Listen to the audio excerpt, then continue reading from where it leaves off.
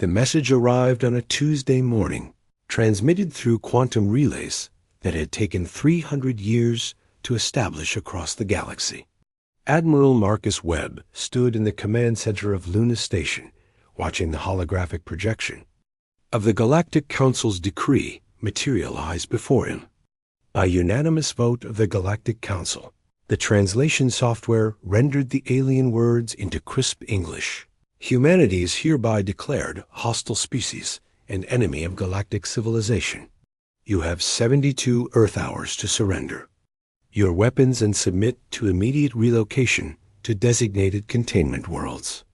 The council chamber appeared in the hologram, filled with representatives from 47 different species. The Velen delegate, with their crystalline features catching the chamber's light, spoke next. Humanity's aggressive expansion and refusal to accept territorial limitations pose an existential threat to peaceful coexistence. This decision is final. Webb turned to his communications officer. How long till the fleet arrives? 3 days, sir. Scout ships confirm 18,000 vessels approaching from 7 sectors. The admiral nodded slowly. Humanity had known this day would come. They had prepared for it. Captain Lisa Kane entered the command center, her uniform bearing the insignia of the Terran Defense Corps. Admiral, all stations report ready. The Prometheus protocol is online. Webb had hoped they would never need to use it. The Prometheus protocol represented humanity's greatest achievement and its darkest secret. While the galaxy had developed faster-than-light travel, energy weapons, and matter manipulation, they had overlooked something fundamental about warfare. That humans understood instinctively: the power of coordinated deception. For 2 centuries, humanity had allowed the galaxy to believe they were a young, developing species. While alien civilizations focused on individual technological supremacy, humans had quietly built something unprecedented: a unified military doctrine that treated the entire galaxy as a single battlefield. Initiate Phase 1, Webb ordered. Across human space, seemingly civilian vessels began their transformations. Merchant ships revealed hidden weapon arrays. Mining stations deployed planetary defense grids.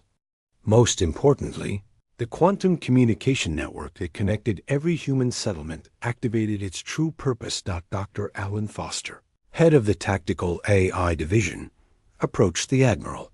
The distributed intelligence network is fully operational. We now have real-time coordination across 12,000 star systems. What the aliens had failed to understand was that humanity's greatest weapon was not technology, but doctrine. Every human settlement, every ship, every station operated as part of a single, coordinated organism. The galaxy had never faced an enemy that could think and act as one mind across thousands of light years. The first alien fleet arrived at the Sol system, expecting to find a desperate defensive action. Instead, they found empty space. Earth's population had been evacuated months ago through hidden transit routes. The planets appeared abandoned. Commander Rex Thompson commanded the stealth fleet positioned in the asteroid belt. All units, the fish are in the net. Begin Phase 2. The trap was elegantly simple. As the alien fleets advanced through what they believed was empty space, human ships emerged from hiding spots throughout the solar system. But these were not the crude vessels the aliens expected. Each ship was equipped with technology, reverse-engineered from captured alien craft, improved through human innovation, and networked through quantum entanglement. The Battle of Sol lasted 6 hours. When it ended, 3,000 alien ships had been destroyed or captured. More importantly, the human fleet had vanished again, leaving the surviving aliens to wonder how they had been so thoroughly outmaneuvered. Phase 3 began simultaneously across the galaxy. Human sleeper agents, positioned as merchants, diplomats, and researchers on alien worlds, activated their true missions. Critical infrastructure failures cascaded across 47 star systems. Communication networks crashed. Defense platforms went offline. Supply lines collapsed. The aliens had made a fundamental error in their assessment of humanity. They had judged human civilization by its technology rather than its people. They had failed to understand that a species that had survived ice ages, plagues, and world wars had learned lessons about survival that peaceful galactic civilizations had never needed to master. Ambassador Julia Ross stood before the emergency session of the Galactic Council 3 weeks later. The chamber was half empty now, with several species delegates trapped on their homeworlds by the systematic collapse of interstellar infrastructure. "You declared war on humanity," she said simply. "We accepted." The Velen delegate, their crystalline features now dimmed with exhaustion, spoke through the translator. "Your species has crippled galactic civilization. Billions are without power, communications, or transport. This is beyond the scope of normal warfare." Ross smiled coldly. "You attempted to imprison an entire species. Did you expect us to submit quietly? We demand you cease these attacks immediately," the Farron representative interjected, their tentacles writhing with agitation. "Return our infrastructure. Restore our communications. We will negotiate new terms." "No," Ross replied. "You will surrender unconditionally, or we will continue until your civilizations collapse entirely. Those are your only options."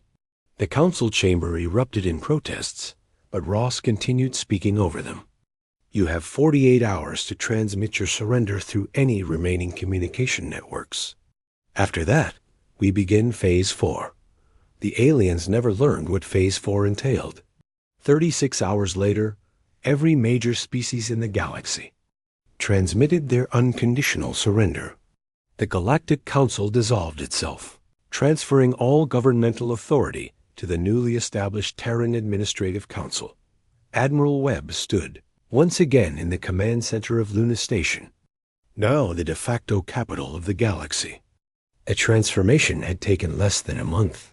Humanity had gone from declared enemy to galactic overlord in 27 days. "Sir," Captain Kane reported, "reconstruction fleets are beginning restoration of infrastructure in the former council territories. All alien military assets have been secured or destroyed." Webb nodded.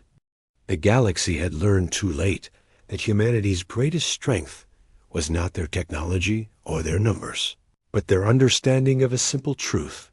When survival is at stake, there are no rules except victory.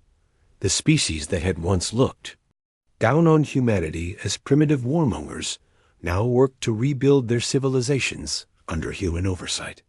They had declared humanity their enemy, expecting a brief, decisive conflict. Instead, they had awakened something they were utterly unprepared to face, a species that understood that the only acceptable outcome of an existential war was the complete victory of one side over the other.